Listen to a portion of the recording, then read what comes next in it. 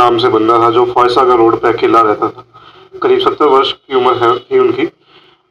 उनकी गला घोटने से मौत होने की खबर हम थाने तक पहुंची, जिसमें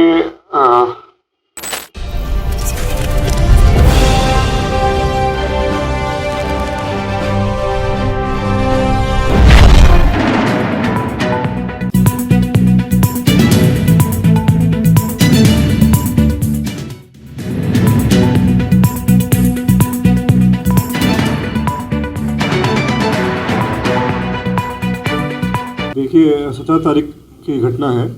लाडू चीता नाम से बंदा था जो फॉयसागर रोड पे अकेला रहता था। करीब 70 वर्ष की उम्र थी उनकी।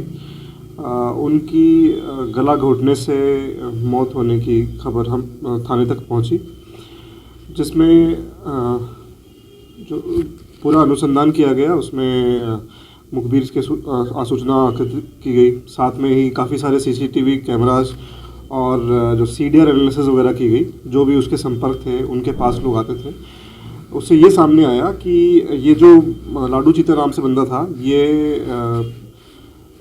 एक नर्सरी के रूप में पौधे बेचने का तो काम करता ही था, साथ साथ झाड़ फूक का काम भी करता था। और उस झाड़ फूक के काम के दौरान ही लोगों से कुछ पैसा उनसे लेता था। तो उसी विश्वास में कुछ लोग इस पर चादर चढ़ाते थे और कुछ पैसा इसको देके जाते थे। ऐसा ही एक शख्स थे महमूब अहमद बादशाह जो इसमें अभियुक्त हैं। ये मुंबई के रहने वाले हैं। ये अपने रिश्ते में लगने वाली मामी के यहाँ अजमेर आए हुए थे। उन्हीं के थ्रू इनको इनके लाडू चीता के बारे में पता लगा कि ये इस तरह से जादू टोना या ताबीज़ बनाने का काम करते हैं और कोई अगर समस्या है तो उससे निजात दिला सकते हैं। जो अभियुक्त है महबूब, इनकी बहन किसी बीमारी से ग्रसित थी। उसके ठीक होने के लिए इन्होंने यहाँ चादर चढ़ाई और कुछ पैसा भी इन्होंने झाड़ फूक के वक्त लाडू चीता को दिया, लेकिन उसके स्वास्थ्य में कोई सुधार नहीं हुआ और निरंतर उनकी तबीयत खराब होती रही। ऐसा होने पर इन्होंने एक और शख्स जो इनके साथ थे,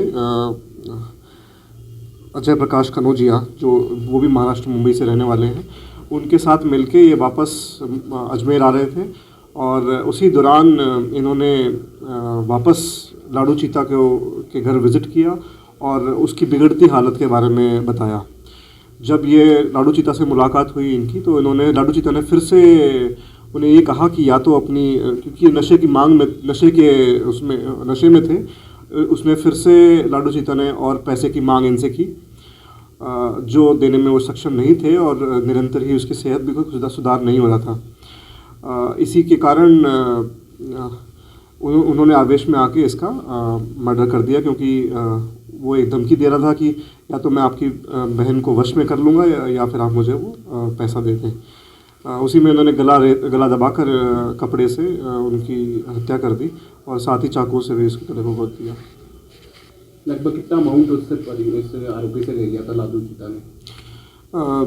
करीब 15-20 हज़ार रुपये बता रहे हैं कि जब वो पहले आया था तो ले चुका था, और भी पहले 1-2 बार जब भी वो इसके पास इलाज के लिए आते तो और पैसा इनके पास लेने आते थे।